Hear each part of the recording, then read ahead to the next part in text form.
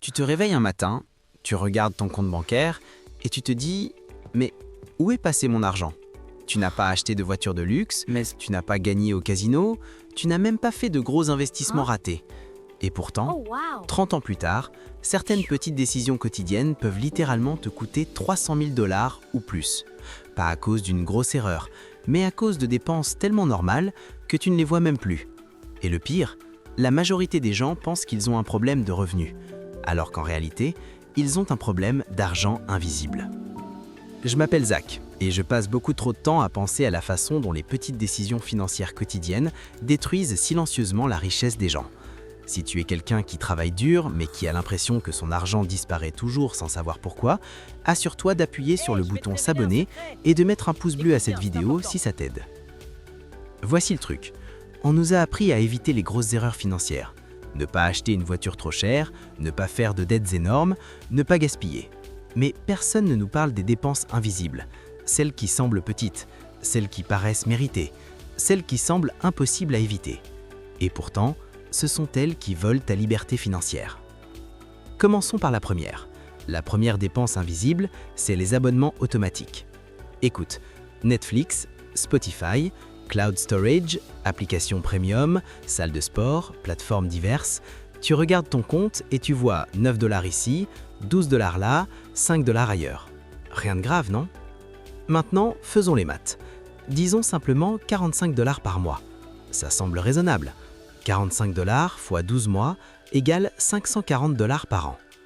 Maintenant, investis ces 540 $ chaque année avec un rendement moyen de 8%, ce qui correspond historiquement au marché boursier américain sur le long terme. Après 30 ans, tu n'as pas perdu 16 000 $, tu as perdu environ 67 000 $. Voici ce que la plupart des gens ne réalisent pas. Le vrai coût n'est jamais le prix, c'est le coût d'opportunité.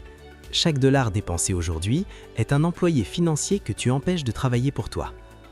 Maintenant, tu penses peut-être « Oui, mais Zach, je dois quand même profiter de la vie. » Exactement. Le problème n'est pas l'abonnement. Le problème, c'est l'automatisation inconsciente. Ton cerveau adore ça. Psychologiquement, une dépense automatique ne déclenche plus la douleur de payer. Les chercheurs en comportement financier appellent ça la désensibilisation monétaire. Ton cerveau les réalisa littéralement que l'argent sort. Deuxième dépense invisible, les frais bancaires et intérêts silencieux. Personne ne se réveille excité de payer des frais bancaires. Mais regarde ça. Découvert occasionnel, 25 $. Frais de transfert, 3 $. Carte renouvelée, 10 $. Intérêt carte crédit, 18%. Selon plusieurs études financières nord-américaines, la personne moyenne paie entre 300 et 600 $ par an en frais financiers évitables. Prenons seulement 400 $ par an. Investi sur 30 ans à 8%, ça devient environ 50 000 $. C'est littéralement une voiture de luxe donnée gratuitement à ta banque. Troisième dépense invisible, le lifestyle creep. C'est là que ça devient vraiment intéressant. Tu obtiens une augmentation, bonne nouvelle. Mais soudain, appartement plus cher, téléphone plus récent, restaurant plus fréquent, vacances plus premium. Ton revenu augmente, mais ton niveau de vie monte au même rythme. Résultat, tu gagnes plus, mais tu restes au même niveau financier. Voici une analogie simple. C'est comme courir sur un tapis roulant qui accélère dès que tu deviens plus rapide. Si chaque augmentation salariale ajoute seulement 200 $ de dépenses mensuelles supplémentaires, 200 x 12 égale 2400 $ par an. Investi sur 30 ans investi, presque 300 000 $. Oui, une seule habitude peut coûter ton premier million potentiel. Quatrième dépense invisible, la nourriture de convenance. Maintenant, écoute bien, je ne parle pas de manger au restaurant parfois. Je parle du « je suis fatigué, je commande juste aujourd'hui, c'est seulement 15 $. 15 $ 3 fois par semaine, 45 $ par semaine. 2340 $ par an. Investi pendant 30 ans, plus de 290 000 $. Maintenant, tu comprends pourquoi les millionnaires parlent toujours d'habitude, pas seulement d'investissement.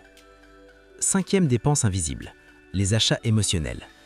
Voici ce que la plupart des gens ne réalisent pas. 80% des décisions financières sont émotionnelles, pas logiques. Stress, achat. Ennui, shopping. Tristesse, livraison rapide. Ton cerveau reçoit une dopamine immédiate. Mais financièrement, chaque achat impulsif de 50 $ représente potentiellement 500 $ futurs perdus. Parce que l'argent ne disparaît pas seulement, il perd son potentiel de croissance. Sixième dépense, et probablement la plus dangereuse, reporter l'investissement. Tu te dis « je commencerai quand je gagnerai plus ». Erreur massive. 2 personnes. Personne A investit 200 $ par mois de 25 à 35 ans, puis s'arrête. Personne B commence à 35 ans et investit jusqu'à 65 ans. La personne A investit moins d'argent total, mais finit souvent avec plus d'argent. Pourquoi?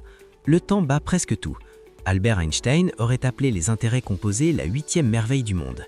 Chaque année d'attente coûte exponentiellement cher. Attendre seulement 10 ans peut réduire ton patrimoine final de moitié. Maintenant, laisse-moi te montrer quelque chose. Additionnons juste. Abonnement, 67 000 $. Frais financiers, 50 000 $. Lifestyle creep, 300 000 $. Nourriture pratique, 290 000 $. Achat émotionnel, 80 000 $ estimés. Retard d'investissement, centaines de milliers supplémentaires. On dépasse facilement 300 à 700 000 $ de perdus, sans jamais faire une seule grosse erreur. C'est ça le piège. La pauvreté moderne n'est pas causée par de mauvaises décisions spectaculaires, elle est causée par des décisions normales répétées. Maintenant, tu penses peut-être « Ok Zach, mais qu'est-ce que je fais concrètement ?» Bonne question. Première étape, audit invisible. Regarde tes relevés de banque des 90 derniers jours.